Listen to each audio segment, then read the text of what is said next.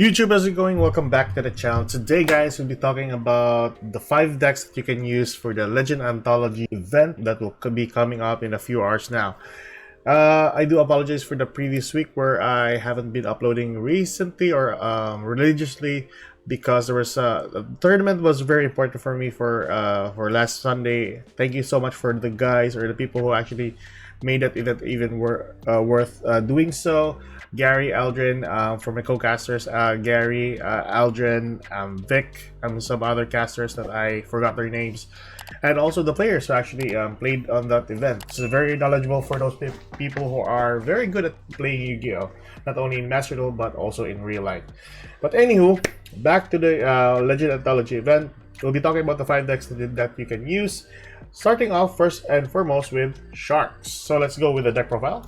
Alright guys, so before we go into the deck profile, now the description of each of the cards are in the comment section below or in the description of this video. It's either one of those places there. You can check that one out down below. Alright, so first deck that we're going to talk about today are the Sharks. Now, easy enough to actually summon to the field, which of course you're going to revolve on a ton of water monsters. And of course the best part about Sharks is they change, or you can summon an exit monster, which is a fish for a level 5 or a level 4 fish XZ monster to your side of the field. So basically, your extra deck revolves around a ton of good cards that you can actually use at your disposal. So a ton of level 5 for Shark Fortress, what you call the notable cards that you can actually use, the Nash Knight, and then the Nash Knight, the upgraded one.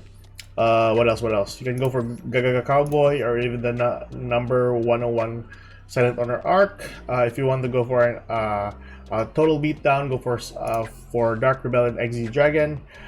Other than that, it still revolves around a ton of XZ monsters that you can widely use for your disposal or at your disposal. Spell and Traps just revolves around the typical normal ones, the staples that you can use for the event, the Regeki, Harpy, Water Duster, the Monster Reborn, and the Change of Art. You can go for 2 copies of Change of Art, but I think that's too much. But if you want, go for it. Just remove the copy of Ice Dragon's Prison. It doesn't really matter. But anywho, that's basically it. Let's move towards the second deck, alright?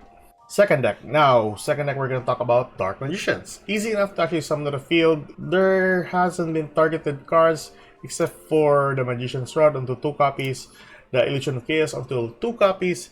The Circle is on 2 copies, which of course we just basically use 1 or 2. Nevertheless, that's still going to be usable for us with this deck. The important one is the Magician's Soul that stay intact on 3 copies. That's really important for us. Timaeus, easy enough to summon to the field, or a future summon for a Dark Magician, the Dragon Knight. Once this one is on the field, you are surely gonna win. That's basically it. 1 copy of Palladium Oracle Mahad. If you have a copy of this, go for it. It's a really good card. If you join to reveal, spell summon to the field. Basic enough. Staples for Spell and Traps, Preparation of Rites. You can go for the Illusion of Chaos, draw 1 more card. What else? 2 copies of Eternal Soul. You can go with 1 copy, add another shop card if you wish, or add another Change of Art. Nevertheless, it still works well. That's basically it. That's your Dark Magician deck, or your main deck. Extra deck wise, 3 copies of Dark Magician, the Dragon Knight. If you have another fusion monster that you can use other than the Dark Magician, the Dragon Knight, go for it. If not, just work with the 3 copies of this. If you bought the structure deck, you just go towards 3 copies. 1 copy of the Dark Magicians, 1 copy of Master of Chaos, since you have Illusion of Chaos there that you can use for fusion summon into the Master of Chaos. What else? The only level 8 Synchro Monster that you have on your deck is the Scarlet Red Dragon Archfiend, which of course you can have a level 7, and of course the level 1 Tutor Effect Veiler. 7 XZ monsters really important for the deck. The Big Eye allows you to control. Others are just additionals. XZ monsters. We have 1 Linkerbo, 1 Daybreaker, the Shining Magician. Really important also. It's really useful for the deck as well. Donner, the Dagger for Hire, it just needs 2 monsters with different types, which is of course, I think we have only a Dragon and spellcasters that you can use. And lastly, the Blackmaster Soldier, Soldier of Chaos. That's basically it. Let's move towards the third one. Alright, so third deck that we're going to talk about today, guys, is Dinos. Now, one thing the Dinos is really known for is Miscellaneous Source, which of course wasn't even targeted for the banners in this event, so that we need to capitalize on that. Miscellaneous on 3, Overraptor on 3, and Babysaurus on 3 is your basic core cards to actually perform well with the Dinos. Although one copy of Ultimate Conductor Tyranno is on one copy, it doesn't really matter. We can just add an additional Dino Monster to your deck to make it more fluent. Tops, additional special summon to the field. What else? Since we are, or there are, the Scrap Raptor is targeted for the ban list, we are going for the Stego or the Doodle Stego and the Doodle Tyranno, of course, with the trap card itself, the Doodle Book, which we can still use, and of course the Fossil Dig, which wasn't even targeted for the ban list here. So that's really insane to actually have this on 3 copies. So that's really good. Extra deck wise, are your only level 7 Black Rose Dragon. Others are just gonna be fancy cards in the extra deck. I think notable cards that you can actually use is Dark Rebellion Exy Dragon, possibly the Black Luster Soldier of Chaos, and of course the Mrs. Radiant, which can be spell summoned to the field with 2 Earth Monsters.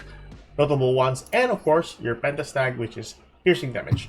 So that is the Dinos, guys. Like I said earlier, if you haven't went through the first video or the first deck profile, description on the deck list is on the description on this video or in the comment section. Alright, check that one out.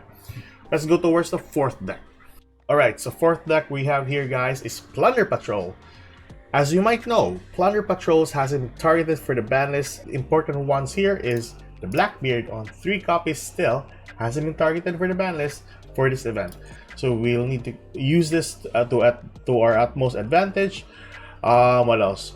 Since we're dealing with water monsters, same as sharks, we're gonna have the same number of Silent Angler and the same number of Tin Goldfish, which is really important also. The 3 white beards, 3 red beards, and the blue beards, 2 copies of Golden Hair. Normally you're going with 1 copy, which is still fine. 2 copies of Black Eyes just maxes out on 3 copies since we're still going to be running only Plunder Patrol. 1 Tops, of course, just for an additional body on the field, which is 2,600 on attack. Staples, the Normality, Raigeki, Harpy's Professor, Monster Reborn, and Change of Heart. That's really important right there. What else? Salvage, very important as well. The Field Spell, also important, hasn't been targeted for the ban list for this event. That's really good. What else? Your Negates, Forbidden Chalice, your back row removal, Twin Twisters, Imperms, and of course your Plunder Patrol Party. So that's basically it. Normality's sake for the extra deck, it hasn't been targeted for the ban list, so just revolve around the number of Plunder Patrol cards that you might use for this deck. Go for it. Alright, so that's Plunder Patrol. Let's move towards the 5th and final deck for this video. So the last and final deck that we're going to talk about is Cosmo. So easy enough to use, easy enough for an OTK, and of course it gets you a lot of wins. So typically Cosmos hasn't been targeted for the ban list, or any cards in the Cosmo archetype hasn't been targeted for the ban list. So let's also work our way there. Staples, we're still going to be revolving around that. I'm not working with Change of Heart, but I am working with some other cards that revolves that can help out Cosmo for an OTK. So that's really good, really insane. Extra deck wise, not really relevant that much because Cosmos has a knack of summoning into a ton of monsters during a specific battle phase, thus dealing the OTK. So that's basically it, guys. Like I said earlier, deck profile is in the description or even in the comment section below. So that's me signing off. Keep safe, good luck, and that is all for today. Enjoy the Legend Anthology event. Good night. Bye-bye.